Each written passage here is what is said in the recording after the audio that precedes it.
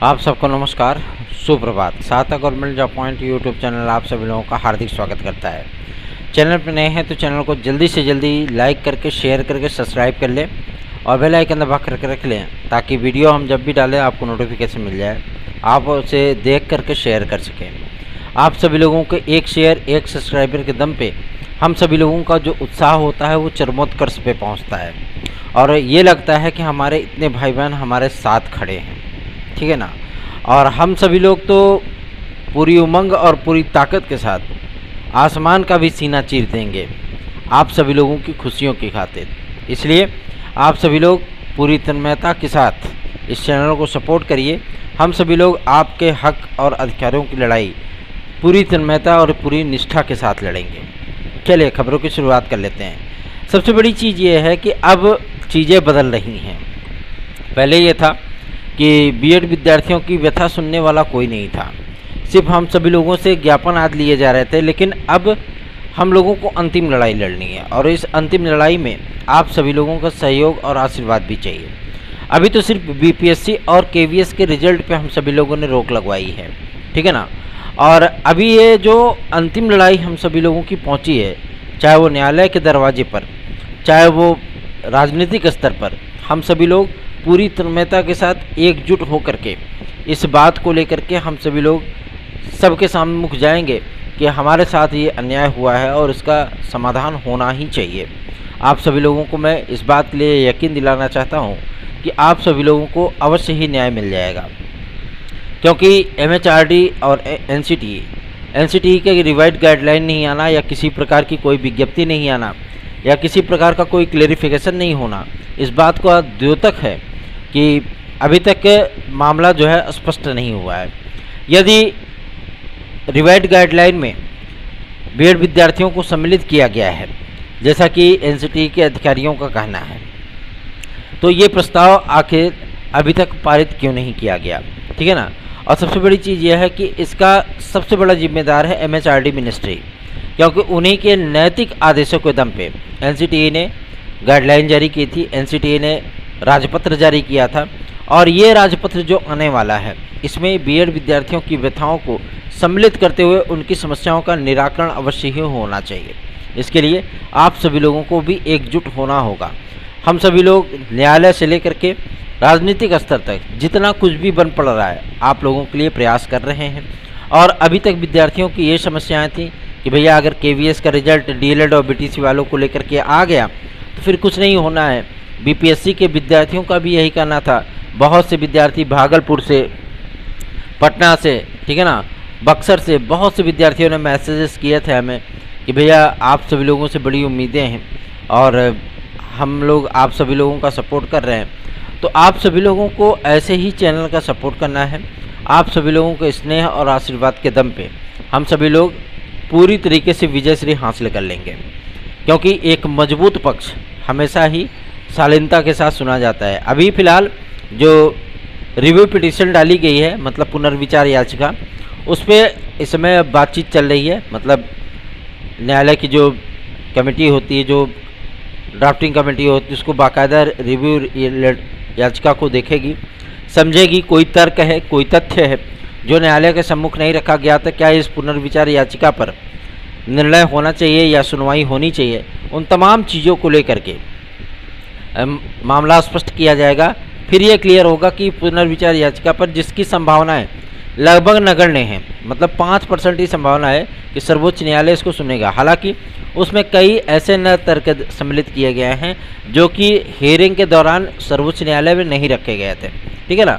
और इसके बाद यदि यहाँ से खारिज होती है तो हम लोग उपचारात्मक याचिका, ट्रीटमेंट रेट हम लोग डालेंगे विस्तृत बेंच अर्थात संविधान पीठ में, ठीक है ना। और इसमें मुख्य पार्टी बनाएंगे एमएचआरडी को, एनसीटीई को नहीं बनाएंगे। एनसीटीई कुछ नहीं है, ठीक है, बनाएंगे एमएचआरडी को, क्योंकि उन्हीं के निर्देशों पर ये निर्देश जारी किया गया था, ये राजपत्र जारी किया गया था।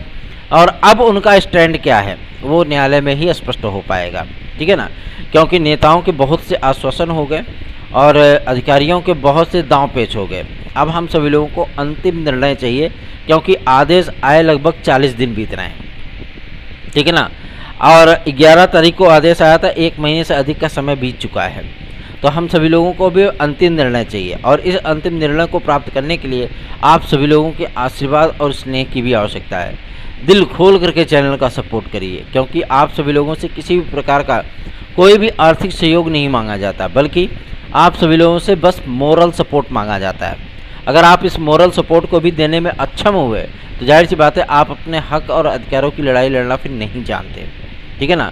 क्योंकि जो विद्यार्थी आप सभी लोगों के हक और अधिकारों की लड़ाई लड़ रहे हैं, हो सकता है कि उनका टीजीटी पीजीटी में जो है सब्जेक्ट कम्बिनेशन बनता हो। मेरे जैसे शिक्षक भी आप सभी लोगों का सपोर्ट कर रहे हैं, तो जाहिर सी बात है कि कहीं ना कहीं आप सभी लोगों की मनोव्यथाएं, आप सभी लोगों के आंखों से बहते हुए आंसू, ये हम लोगों के दिल पे तेजाब का काम करते हैं, ठीक है ना। कि आप सभी लोग इतने परेशान हैं, व्यथित हैं, तो इस समस्या का निराकरण होना चाहिए।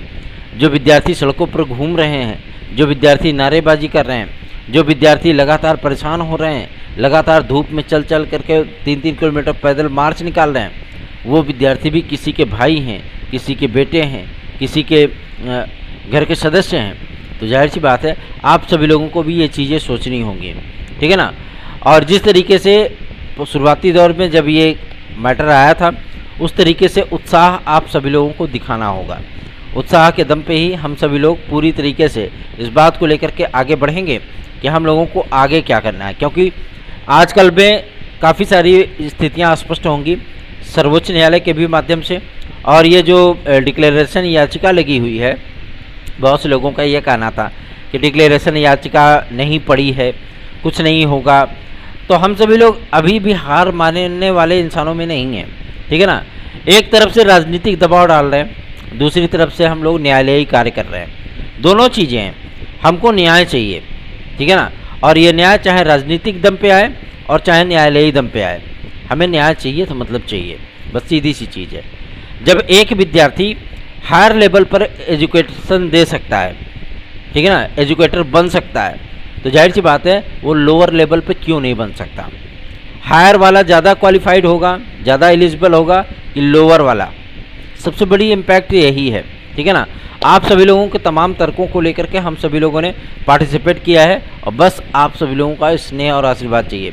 दिल्ली का जो धरना प्रदर्शन है, इस धरना प्रदर्शन को सशक्त और प्रभावी बनाने के लिए हम सभी लोगों ने पूरी फील्डिंग सेट करनी शुरू कर दी है, और बहुत जल्दी ही इस बात की उद्घोषणा भी हो जाएगी कि आप सभी लोगों को केंद्र सरकार के माध्यम से कि आप सभी लोगों को पीआरटी में सम्मिलित करने के लिए आरटी एक्ट में संशोधन कर दिया गया है। बहुत जल्दी इसकी उद्घोषणा होगी, निश्चिंत रहें इसके लिए, ठीक है ना।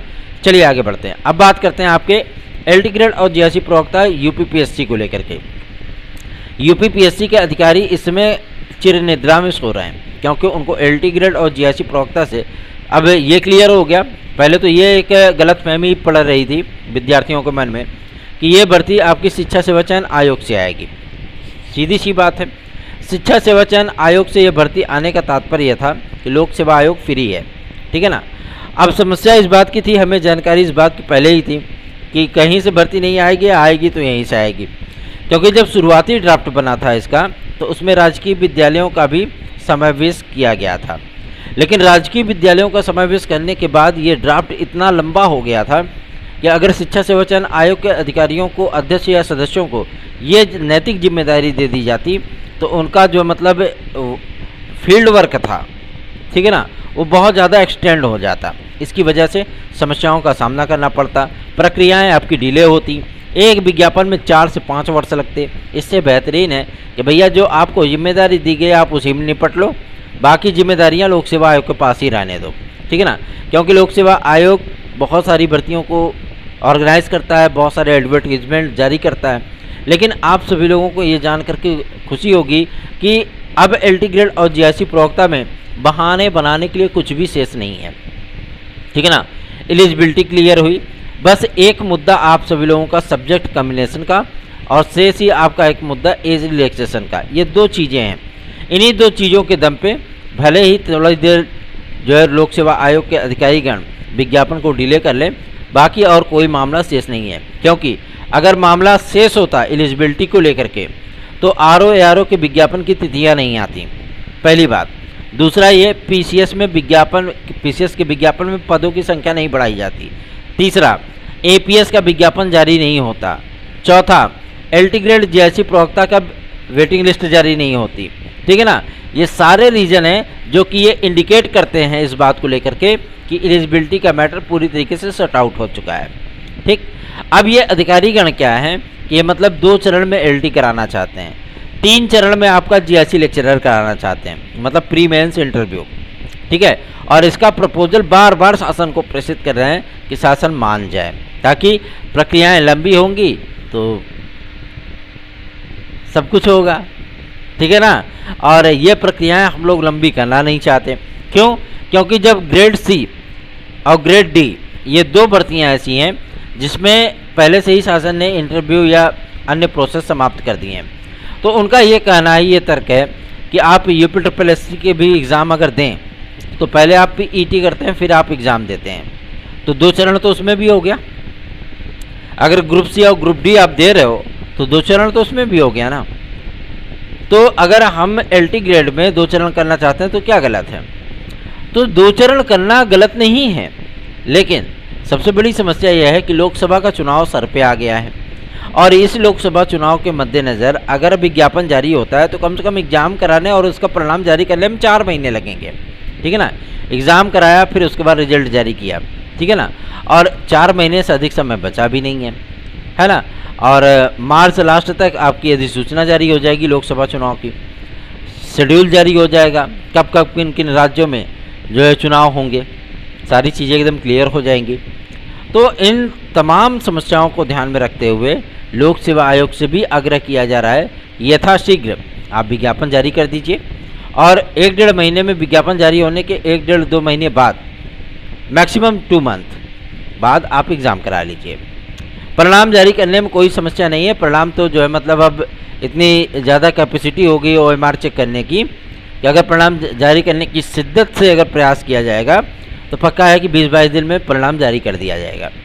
ठीक है, तो ये तमाम चीज़ों को लेकर के हम सभी लोगों ने जिस तरीके से अब शिक्षा निदेशालय पे और लोक सेवा आयोग पे दबाव बनाना शुरू किया, क्योंकि लोक सेवा आयोग के अधिकारी अभी चिर निद्रा में, उनको सोने दीजिए, उनसे कोई कार्य नहीं हो पाएगा। जो कार्य भी होना है आपका शिक्षा निदेशालय से होना है।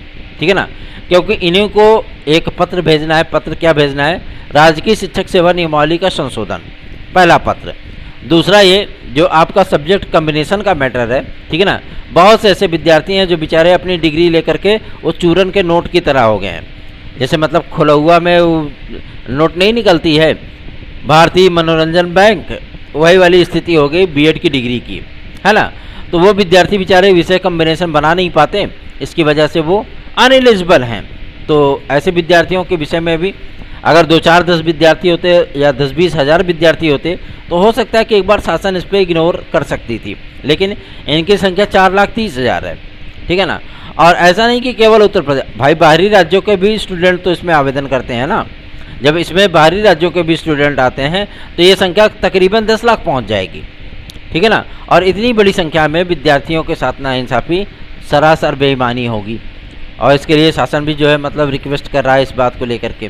ठीक है ना, मैं आप सभी लोगों से इस बात के लिए आश्वासन चाहता हूं कि आप लोग पूरी तन्मयता, पूरी ईमानदारी और पूरी निष्ठा के साथ इस चैनल को सपोर्ट करिए। और UPSSC भी इसमें अब काफ़ी सारी एग्ज़ाम पे ध्यान दे रहा है, काफ़ी सारे रिजल्ट्स पे ध्यान दे रहा है, और उनकी नैतिक प्रक्रियाएँ चल रही हैं। और आप लोगों को मैं बता दूँ, PET का जो आपका एग्ज़ाम डेट घोषित हुआ है अक्टूबर में, ये एग्ज़ाम डेट डिले होने के लगभग 80% चांसेस हैं। ठीक है ना, 80% चांसेस इसलिए हैं कि इस एग्ज़ाम की तैयारियां अभी फ़िलहाल फील्ड स्तर पर संभव नहीं हो पाएंगी। तो इस एग्ज़ाम को एक्सटेंड किया जा सकता है, बढ़ाया जा सकता है, और ये बहुत अगर जाएगा तो नवंबर के द्वितीय सप्ताह तक जाएगा। ठीक है, लेकिन आप लोग अक्टूबर की ही तैयारियाँ शुरू कर दीजिए। यदि कोई विद्यार्थी, कोई भाई बहन हमारे साथ जुड़ना चाहते हैं हमारी याचिका से TGT PGT 2016-2021 के संबंध में, तो वो 830-32-72-282 इस व्हाट्सएप नंबर पर हमसे संपर्क करके जुड़ सकते हैं। दूसरा, अगर आप सभी लोग हमारे नोट्स आदि प्राप्त करना चाहते हैं, LT ग्रेड के, टेट सीटेट सुपर टेट के, TGT PGT के, UPSSC के, या आप UP कांस्टेबल UPSI के, तो आप हमारे नोट्स को 830-32-72-282 इस व्हाट्सएप नंबर पर प्राप्त कर सकते हैं। धन्यवाद। आप सभी का दिन शुभ हो।